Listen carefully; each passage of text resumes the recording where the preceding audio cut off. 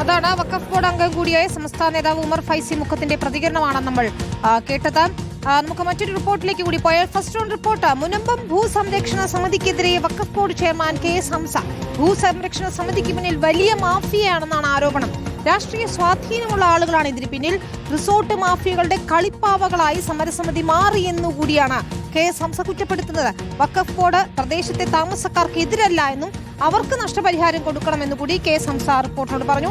Farooq college അന്നത്തെ ഗൂഢാലോചനയിൽ പങ്കാളിയായി എന്നുകൂടിയാണ് ഹംസ കുറ്റപ്പെടുത്തുന്നത്. ഒരു വലിയ മാഫിയ ഇവരൊക്കെ രംഗത്തിറക്കുന്നതിന്റെ പിന്നിലുണ്ടായേക്കാം. രാഷ്ട്രീയ നേതാക്കന്മാരെ അവർക്ക് വിലക്കെടുക്കാൻ കഴിയും, സ്വാധീനിക്കാൻ കഴിയും.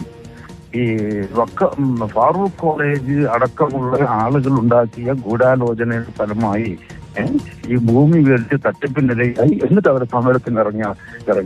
അപ്പൊ ഇവരുടെ കളിപ്പാവയാണ് പൂവൻ കോഴി കോഴിയിലെങ്കിലും നേരം വിളക്കുമെന്ന്.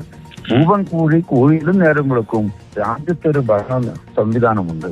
അതല്ലെങ്കിൽ അതിന്റെ അപ്പുറത്ത് കോടതികളുണ്ട്. ഏതെങ്കിലും കോടതികളെ സമീപിക്കട്ടെ. ഒരിക്കലും തന്നെ ഞങ്ങളുടെ പാവങ്ങളായ താമസക്കാർക്ക് എതിരല്ല. അവർക്ക് നഷ്ടപരിഹാരം കൊടുക്കണം, അവരെ സംരക്ഷിക്കണം. ആര് കൊടുക്കണം? ഇതിലെ കൾപ്രിറ്റ് കൊടുക്കണം. ഇതാണ് ഞങ്ങളുടെ വാദമുള്ളത്. ഈ തിരിച്ചുവിടലും തിരിച്ചെടുക്കുക എന്നൊക്കെ പറഞ്ഞത് ഈ രാജ്യത്ത് നീതിന്യായ വ്യവസ്ഥ നിലനിൽക്കുന്ന രാജ്യമാണ്.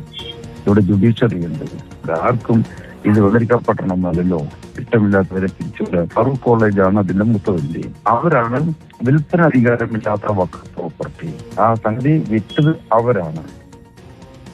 മുബഷീർ അക്ബറാണ് വിശദാംശങ്ങളുമായി ചേരുന്നത്. മുബഷീർ, അവിടെയുള്ള സാധാരണക്കാരായ ജനങ്ങൾക്കെതിരല്ല, അവിടുത്തെ പാവങ്ങൾക്ക് അനുകൂലമായ തീരുമാനങ്ങൾ ഉണ്ടാകണം എന്ന് പറയുമ്പോൾ പോലും സമരസമിതിക്കെതിരെ ഗുരുതരമായ ആരോപണങ്ങളാണ് ഉയർത്തുന്നത്. ഇത്തരത്തിൽ ഈ ഭൂമാഫിയയുമായുള്ള ബന്ധമൊക്കെ പറയുന്നത്, അല്ലെങ്കിൽ വലിയ മാഫിയുണ്ടെന്നൊക്കെ ആരോപണം ഉന്നയിക്കുന്നതിന് പിന്നിൽ വഖഫ് ബോർഡിന്റെ ചെയർമാനാണ് ഈ ആരോപണം ഉന്നയിക്കുന്നത്.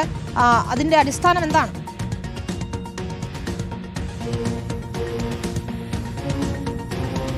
അത് തന്നെയാണ് വിനീത.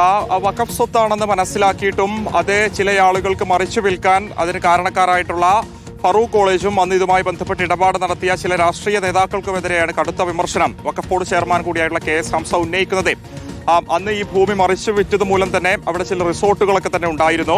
ഇപ്പോൾ അത് വഖഫിന്റെ സ്വത്താണെന്ന് വീണ്ടും തെളിയിക്കപ്പെട്ട സാഹചര്യത്തിൽ ആ റിസോർട്ട് നടത്തുന്ന മാഫിയകളുടെ കളിപ്പാവകളായിട്ട് നിലവിൽ സമരം നടത്തുന്ന, പ്രതിഷേധം സംഘടിപ്പിക്കുന്ന സമരസമിതി മാറി എന്നുള്ളതാണ് അദ്ദേഹം ചൂണ്ടിക്കാണിക്കുന്നത്. പക്ഷേ ആദ്യമായിട്ടായിരിക്കും ഒരു വഖഫ് ബോർഡ് ചെയർമാൻ മുനമ്പം ഭൂസംരക്ഷണ സമിതിക്കെതിരെ കടുത്ത ഭാഷയിൽ ഇങ്ങനെ ഒരു വിമർശനം ഉന്നയിക്കുന്നത്. അതേസമയം അവിടെയുള്ള പാവപ്പെട്ട ജനങ്ങളോടൊപ്പം പൂർണ്ണമായി തന്നെ വഖഫ് ബോർഡ് നിലനിൽക്കും.